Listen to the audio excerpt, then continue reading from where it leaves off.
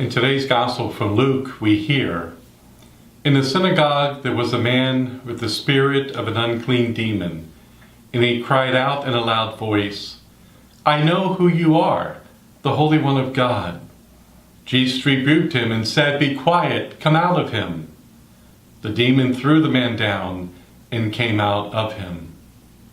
All we need to do today is take a look at the news, watch some cable shows, or listen to some rap music, or just look at the actions of people around us, and we find out that Satan is still very much alive in our world today. The increase in drug use, violence, and anger are just a few examples of how Satan is affecting our society today, especially among our youth. There are 74 million children living in the U.S. today. 36% of them are using drugs. 20% of them are living in poverty. 1/3 of them are living in a fatherless household. And I'm only referring to a household where a single parent doesn't want a committed relationship in marriage, but simply wants the freedom to be with one person or another. All of the above contribute to poor academics, violence, and depression. I personally knew George. George was a college student. I encountered him in the emergency room of a hospital where he was on his second suicide attempt. I got to know George for about a year and a half. He was a very popular student in high school and college, began to party and use drugs and drink and enjoy life, as he said. But then he also realized that all of that party, drugs, and alcohol really wasn't making him happy. It was making him numb. Isn't it true in the world today? We see so much violence and so much evil because people are numb.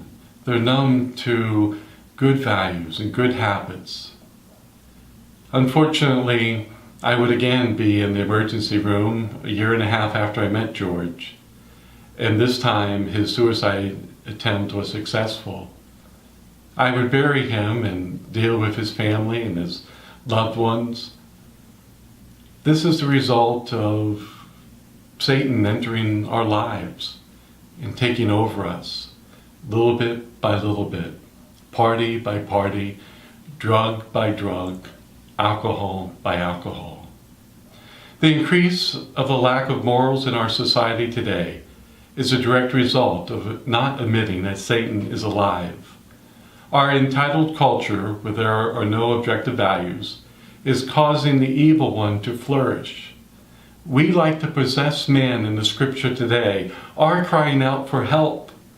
George was crying out like the possessed man in the gospel today. He was crying out for help. And Jesus helped the possessed man. I believe very much that Jesus wanted to help George. George, unfortunately, was still not willing to change his life and change his habits. And I believe that's what ended him back in that emergency room with that suicide. My dear friends, Satan is alive. Satan purely wants us to live an unhappy life. For it's when we are happy and are at peace that God is very much alive within our soul and our heart. Let Jesus in. He will calm us down. He will quiet our troubles and anxieties. He will get Satan out of us. Have a wonderful and beautiful day. God bless.